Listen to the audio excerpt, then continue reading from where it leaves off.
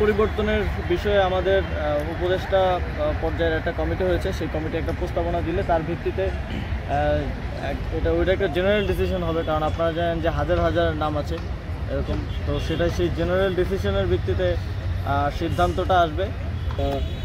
মুক্তিযোদ্ধাদের ব্যাপারেও ভুয়া মুক্তিযোদ্ধার প্রশ্নটা এখনও আমাদেরকে ফেস করতে আজকে 54 বছর পরে এসে, সেটা যাতে কোনোভাবে না থাকে সেই জন্য আমাদের একটু সময় লাগছে, কিন্তু অতি দ্রুতই এই চূড়ান্ত তালিকাটা প্রকাশ করা হবে। কিন্তু তালিকা কিন্তু অলরেডি একটা তালিকা আছে, যে যতটুকু পর্যন্ত আমাদের ভেরিফিকেশন হয়ে গেছে সেই তালিকাটা কিন্তু আছে, এবং যাদেরকে ভেরিফাই করা হচ্ছে নতুন করে সেটাও তালিকাতে অন্তর্ভুক্তির মাধ্যমে একটা পূর্ণাঙ্গ তালিকা পড়ে কিছু কারিগরি এবং আর্থিক সহযোগিতাটা নিয়ে একটা স্পোর্টস ভিলেজ ঢাকায় করার এবং সেটার পরিকল্পনা চলমান আছে।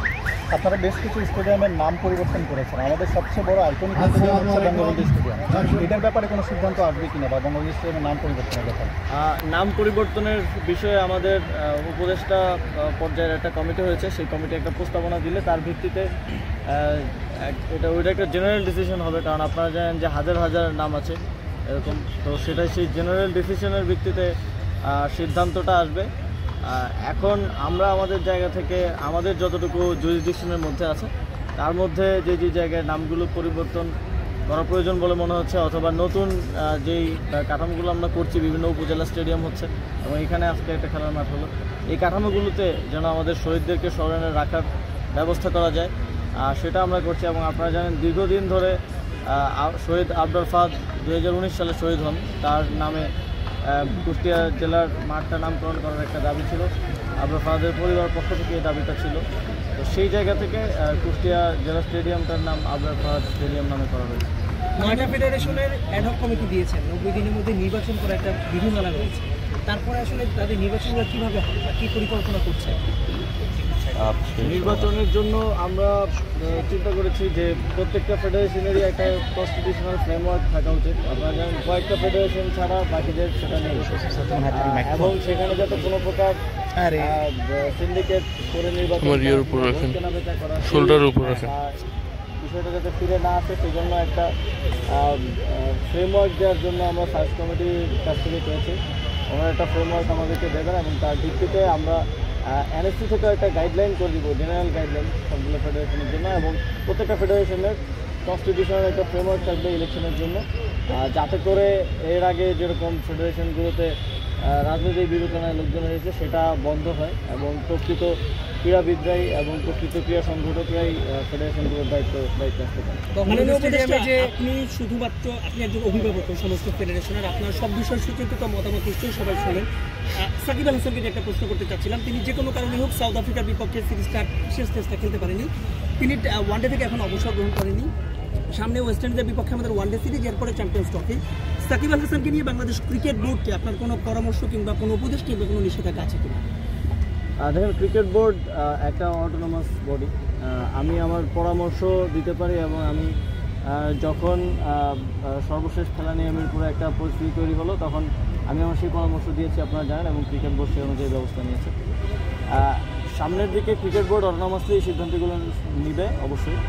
সেক্ষেত্রে আমার যে কোনো পরামর্শ যদি ওই সময়ের প্রেক্ষিতে দেওয়ার মতো থাকে আমি বঙ্গবন্ধু স্টেডিয়াম নিয়ে আমরা দেখেছি যে আসলে এখানে অনেক অবৈধ স্থাপনা রয়েছে, যেগুলো নিয়ে আপনি ভিজিটও করেছেন, সেটা সবশেষে আপডেট কি, তারা কি উচ্ছেদ কবে নাগাদ? সেটার জন্য একটা কমিটি অলরেডি করে দেওয়া হয়েছে। বঙ্গবন্ধু স্টেডিয়ামে যে দোকানগুলো আছে এবং বঙ্গবন্ধু স্টেডিয়ামের সৌন্দর্য বর্ধন সহকারে এই সবগুলো বিষয় নিয়ে সেই কমিটি একটা প্রস্তাবনা প্রায় অলমোস্ট রেডি করেছে। সেই প্রস্তাবনার ভিত্তিতে আমরা ব্যবস্থা নেব। আপনারা জানেন এখানে চুক্তির বিষয় আছে, এবং প্রায় একটা দোকানের 4-5 বারও চুক্তি হয়ে গেছে এরকম, বিভিন্নভাবে হাত বদল হতে হতে আমরা ভাড়াটা পাই হয়তো 7-8 হাজার, কিন্তু দোকানদার ভাড়া দিচ্ছেন 2 লক্ষ টাকা। তো সেটার সমন্বয়টা কীভাবে হবে, এবং আমরা একটা দাম নির্ধারণ করে দিব যাতে আমাদের এই আয়ের অর্থটা আমরা আবার ফেডারেশনগুলোর আর্থিক আছে সেখানে ব্যয় করতে পারি। এবং একই সাথে বঙ্গবন্ধু স্টেডিয়ামের একটা স্টেডিয়াম তো এরকম হতে পারে না, ভেতরে গিঞ্জি অবস্থা, ময়লা ফেলে রাখা, সৌন্দর্য বর্ধনের জন্য আমরা ব্যবস্থা নেব, যথাযথ ব্যবস্থা নেব। মাননীয় সবার দুটো প্রশ্ন আছে। হচ্ছে যে বিভিন্ন উপজেলায় কিছু স্টেডিয়াম করা হয়েছিল, শেখ হাসিনা মিনি স্টেডিয়াম, ওগুলো নিয়ে আপনারা কি চিন্তা করছেন? এবং আরেকটি বিষয় যেটা হচ্ছে যে আমরা শহীদদের পূর্ণাঙ্গ তালিকা কবে নাগাদ মানে আশা প্রকাশ করতে পারি? স্টেডিয়ামগুলো করার থেকে বেশি গুরুত্বপূর্ণ হচ্ছে রক্ষণাবেক্ষণ এবং এর স্টেডিয়ামগুলোতে যাতে খেলাধুলা নিয়মিত হয় সেটা নিশ্চিত করা। তো সেটার জন্য আপনারা জানেন যে আমরা উপজেলা ক্রীড়া সংস্থাগুলোর পুনর্গঠন কার্যক্রম চলমান আছে।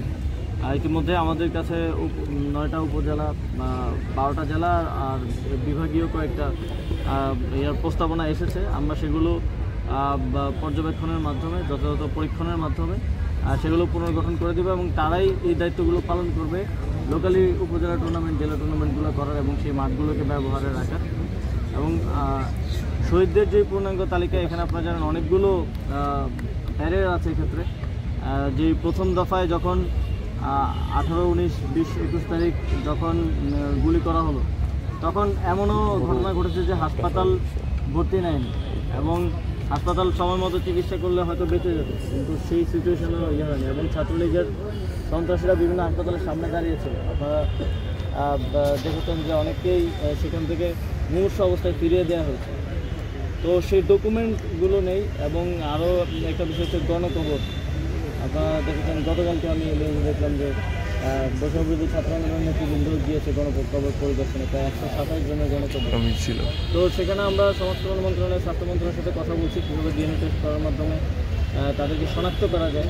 এই শনাক্তকরণ এবং এই প্রক্রিয়াটা যদি যথাযথ না হয় এখানে, তাহলে এটা নিয়ে একটা প্রশ্ন থেকে যেতে পারে। যেমন মুক্তিযোদ্ধাদের ব্যাপারেও ভুয়া মুক্তিযোদ্ধার প্রশ্নটা এখনও আমাদেরকে ফেস করতে আজকে 54 বছর পরে এসে, সেটা যাতে কোনোভাবে না থাকে সেজন্য আমাদের একটু সময় লাগছে।